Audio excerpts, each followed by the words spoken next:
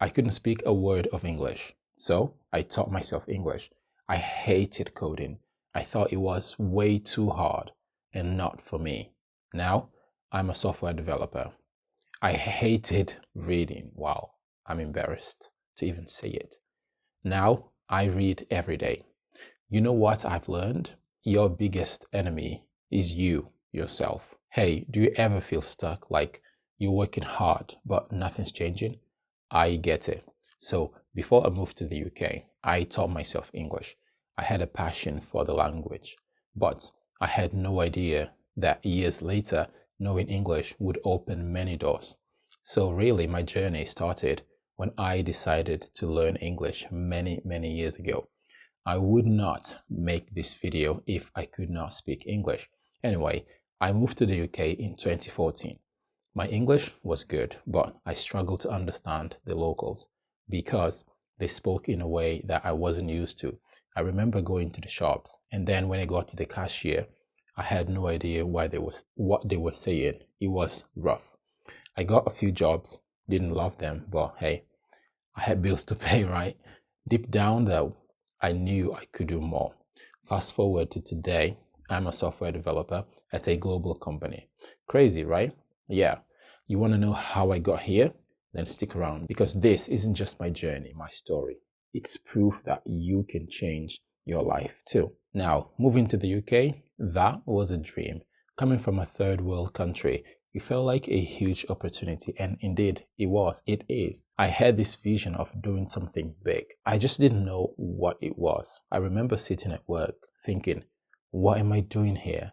I knew I should be doing something better because I had the skills to do way better than I was doing back then.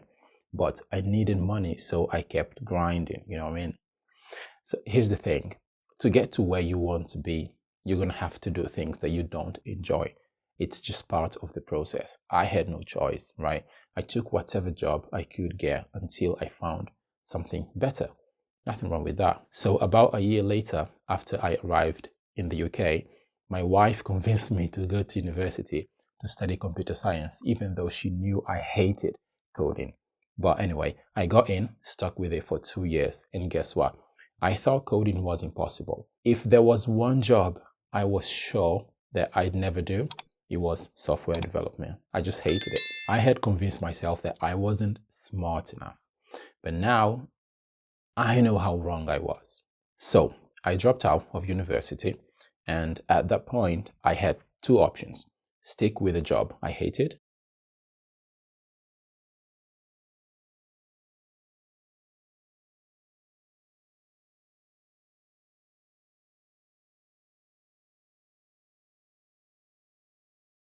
or to take a risk.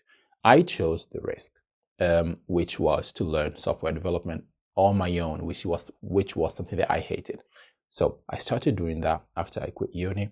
No degree, no fancy training, just me, YouTube, and a lot of trial and error. I applied for jobs, apprenticeships, and nothing. I kept applying, still nothing. It sucked, but I wasn't gonna stop. Well, in fact, my wife didn't let me quit. She would encourage me to keep learning and to keep improving. And she knew I had the skills to do much better. And she did not give up, even when I lost hope. Yeah, so she was the one responsible for my success, because if she had given up, I would have too. So all of this is happening because of her. Then one day, my wife told me something that changed everything. You know, she's a huge fan of Jordan Peterson, and he said that if you want to be really good at something, you need to become obsessed with it. That hit me hard. I was like, that makes sense actually. I was obsessed with English and I was able to learn. So if I obsess over coding, maybe I can learn and get good at it. At that point, learning to code was the only way to get ahead in life and start a career in the tech industry, doing something I hated. To be honest though, at this point, I was kind of good at it. I didn't hate it at this point, but I kept putting it aside because I wasn't getting any jobs as a developer. So as a result, I got discouraged. So I was like, I am just wasting my time learning to code, putting all of this effort in and nothing. So after this conversation with my wife, I decided to be more intentional with my learning and practice. I wasn't obsessed enough, right? I was just trying, and trying wasn't enough. I had to master it. Well, I don't master it, but I'm still learning. But anyway, so what did I do? I changed my whole approach. I didn't just study coding. I didn't just practice coding. I lived it, right? So every single day, even when it felt like I was getting nowhere. And finally, it paid off. Last year in 2014, I landed my first software developer job at a global company, which was amazing. And I realized that it's not about talent. It's about showing up, doing the work consistently and intentionally. Now, that's the key to achieving success in any industry, any area, any field, whatever. But my journey wasn't just about learning English or learning to code. I also have a huge personal struggle. I have a stutter. For years, it held me back. I struggled during interviews, meetings, and even casual conversations. I still do. Sometimes I struggle to say very basic things like yes or no. When I meet someone for the first time and I have to say my name, oh dear, it's always a struggle. For a long time, I let my struggle get in the way of me doing what I want to do, but I refuse to let it shape my future.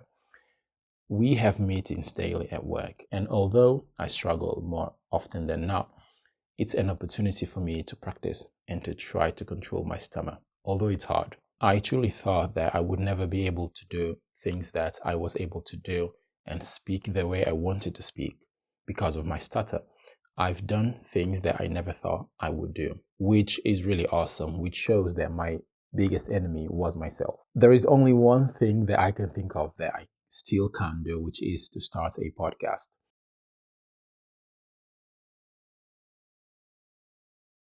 I love to talk. I am a chatterbox, but the reason my stutter is not so evident in this video is because I am talking to a camera, right? If you put one person or a lot of people next to me, I become a totally different person and my stutter would kick in like crazy. If you heard me speak in real life, you would not believe it's me. It's wild. But struggles, they only define you if you let them. So I stopped hiding from my stutter. I stopped letting fear win. I do not avoid situations where I am expected to talk anymore. I figure the more I put myself in uncomfortable situations, the more control over my stutter. I will learn to control it more. And that's what I've been doing. I practiced, I pushed myself, and you know what? My stutter didn't stop me from getting here, from getting to where I am today. I still struggle with it, and that's okay. But I guess it's part of who I am. It's what makes me special and unique. But it's not the end of the world. At least I can talk. That's what I say. I've learned to embrace it. So I have been focusing on changing my mindset and habits. They say that mindset is everything, right? And books, well, they changed my life.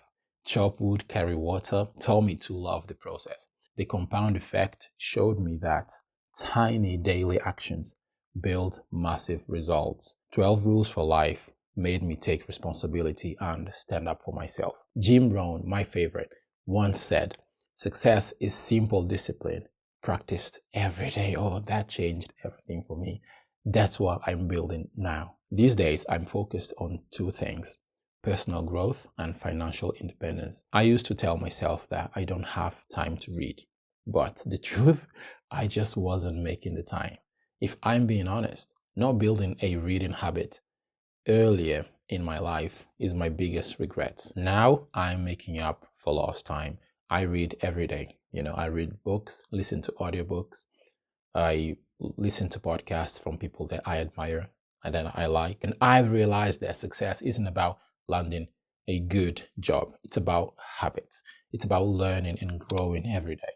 And the biggest difference between people who succeed and people who don't succeed is action. Most people want to succeed, but only a few are willing to do what it takes. I've decided that I will do what it takes and I will not stop. That's why I'm sharing this, because if I can do it, so can you. I'm not where I want to be yet, but I am working to get there. Now, this channel is not just about me talking to you. It's us learning and growing together. If you're ready to stop doubting yourself and to actually take control of your future, hit that subscribe button. Let's do this together. I'm not here pretending that I've got it all figured out, but I do know one thing.